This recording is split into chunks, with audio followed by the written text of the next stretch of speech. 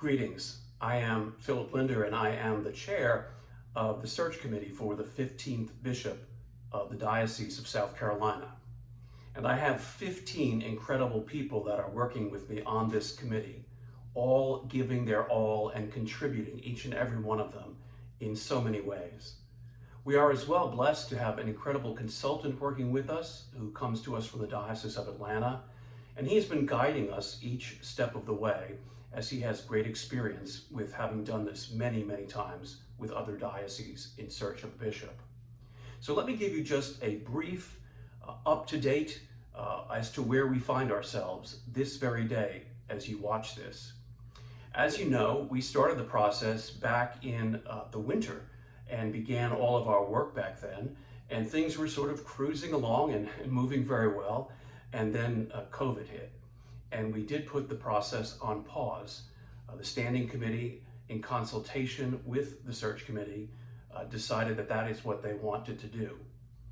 And then we decided that we would move forward. The standing committee contacted me because they are the authority in this process and said that they wanted to move forward in the search for the next bishop. And so we have. And we have covered an enormous amount of ground in the last couple of months. You can look at what the history has been as to this date by going to our website and looking at the timeline and looking at the profile, all of those things which are, I believe, really well done by the people that worked on them. And so we had a whole group of candidates that either applied personally or were nominated.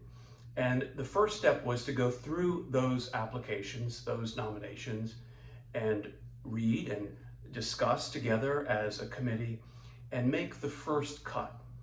And so we did.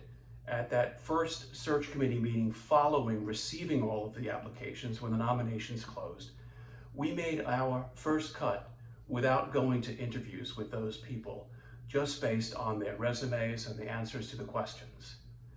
The continuing group, we then decided that we would virtually interview each and every one of those, and I established 4 committees of 4 with team leaders on each committee that were assigned different candidates to do that interviewing. And since that time, we have now interviewed all of them, and I will tell you it was a lot of Zoom interviews. And so now we're at the point where we then came together just this past Thursday as a search committee to go through and speak to one another and draw conclusions, try to come to consensus, pray as to who we felt we wanted to continue further with. And so after a meeting of several hours with our consultant as well, guiding us when we needed some help, we decided that we would go with a particular number of candidates and take them to the next step. And I have since corresponded with those that we're not continuing with. And just as an aside, I want you to know that each and every step of the way, I have made it a point to keep the candidates well informed as to where we were in the process, a pastoral approach, if you will. And so where we are right now is we have this group of people that are presently our candidates. It's too large a group, obviously, that will stand for election, and so there will be yet another cut. And we may go back virtually and interview some of them to ask and get clarification on some of our questions. And then we will bring that group back together with all of us for what under normal circumstances would be an in-person retreat. I had that all established before COVID hit, when we thought we would have all of this done by this past August. And so we are now going to have that retreat virtually. Yes, very different. And we're modeling it after the Episcopal Diocese of Chicago. They did everything virtual, and they had a very successful nomination process, and they have 4 wonderful candidates that are standing for election. And so that particular discernment retreat will happen in the beginning of January, right after the new year. And of course, prior to that time, we will be not only perhaps interviewing some people again, but also contacting references, doing background checks, all of those kinds of things that you must do before you would put anybody's name up for election.